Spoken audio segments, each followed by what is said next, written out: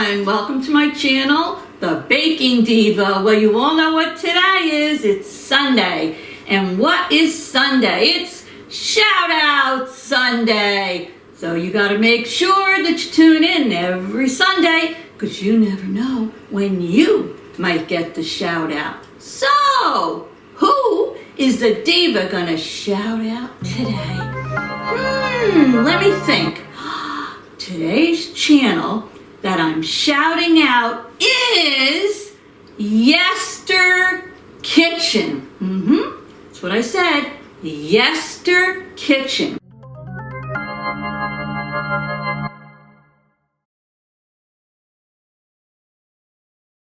And the content creator for Yester Kitchen's name is Jill.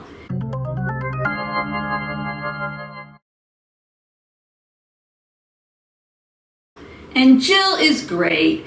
She is a great storyteller, and her channel is very, very unique. I think so.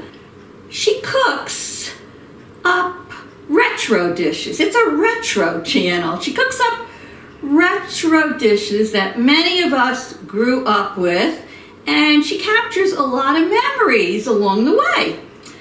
Jill breaks down fun and fabulous dishes from the 40s, 50s, 60s, 70s, and 80s. You'll see vintage, and vintage is the key here. You'll see vintage appetizers, main meals and sides, and you'll also see desserts on there.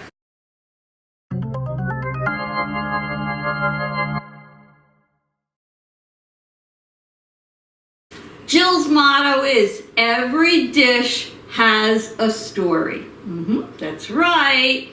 For example, did you ever wonder why fondue was so popular in the 70s?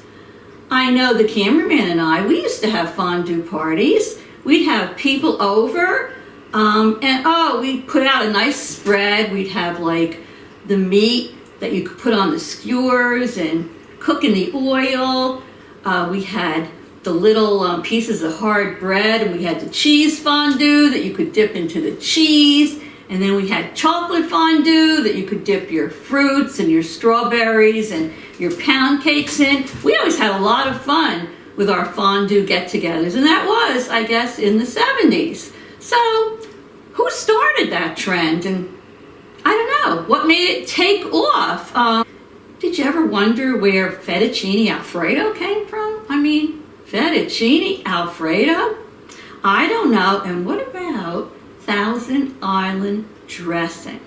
So what Jill does on her channel is, while she's showing you how to make these dishes, she's telling you in a story form how the dish originated. And they're very, very interesting.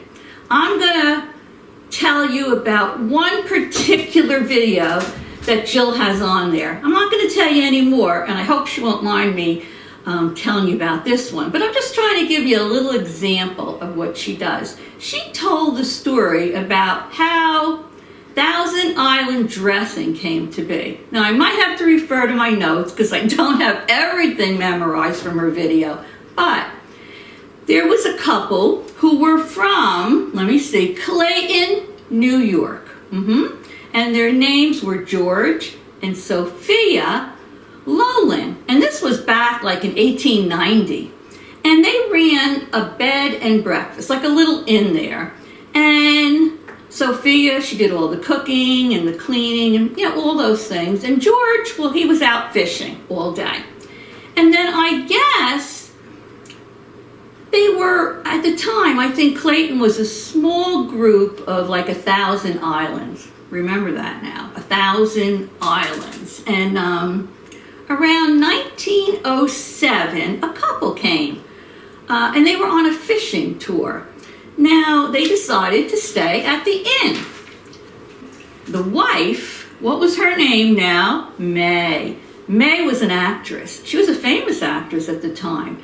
And from what Jill said, she was, I think, the first actress to have an on-screen kiss.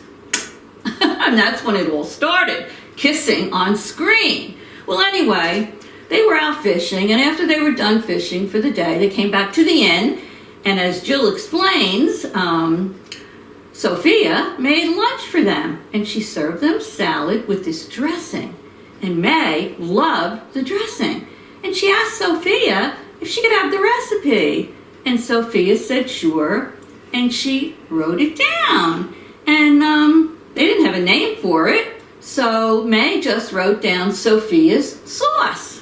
Well, that sounds like it makes sense, right? Well, they went back home to New York, and when they got back home, she shared that secret sauce, or Sophia's sauce, with a friend. Her friend's name was George Bolt. George happened to own the Waldorf Astoria. That was very big and very popular at the time. And in those days, the maitre d' of those establishments were like almost the most popular. The actors and actresses would come in, popular people, and the maitre d's, knew their favorite dishes. They knew everybody. They'd make suggestions to them. The maitre d's were like the big shots. And the maitre d's name was Oscar. So George Bolt said to Oscar, why don't you put this on the menu and we'll try it.